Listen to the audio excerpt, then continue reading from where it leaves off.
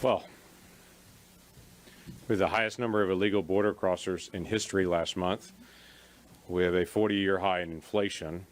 We have families that can't get access to baby formula. And for the 9th consecutive day in a row, we hit the highest gasoline prices in the history of our country. To put some context in this, I feel somewhat guilty talking to some of the other states on this, because when we were gathering here in this same room a month ago, this is a comparison of the pictures that I showed you a month ago. This is in El Reno, Oklahoma. You can get gas a month ago for $3.95. As of this week, it's $4.34. And that's cheap for a lot of other areas of the country and what they're experiencing. Listen, this frustration that we have is this White House does this all the time right now, constantly on energy production.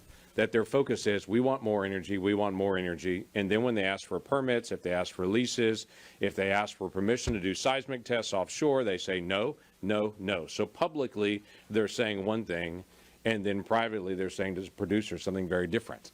What does that really look like in real life? Well, the administration, as they shut off seismic studies in the Gulf of Mexico, they can say, well, the leases are out there, but you actually can't go drill because you can't do the seismic work. So instead, the president will go to Iowa and will say, we're going to increase ethanol production. And then the very same week, the president steps up and says, we're going to release 1 million barrels of oil a day from the Strategic Petroleum Reserve. Well, Mr. President, you announced that March the 31st.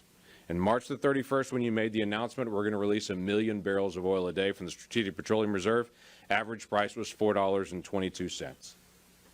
Now, we're hitting record highs, well above that. Listen, this constant rolling piece that we see is the constant increase of prices based on the administration saying they don't want more supply, but they actually want prices to go down. That's not how it works. This week, in fact, just yesterday, we had a hearing with some of the folks from Canada and some of the energy producers from Canada and some of the Canadian government officials. And they were astounded that just months ago, President Biden announced that we need to get more oil into the United States. And so he went to Russia and to OPEC and encouraged them to produce more oil. When the Canadians were saying, we have ready oil available right next door. But for whatever reason, the administration doesn't want Canadian oil and is discouraging the production of American oil, all the while saying, I wish the prices would go down. At the same time, we've got investors doing this ESG, like BlackRock and others, that are actually trying to cut off access to capital for oil and gas companies that need access to capital to actually do the drilling and the operation. They're making the capital more expensive because of the ESG standard that they put out there.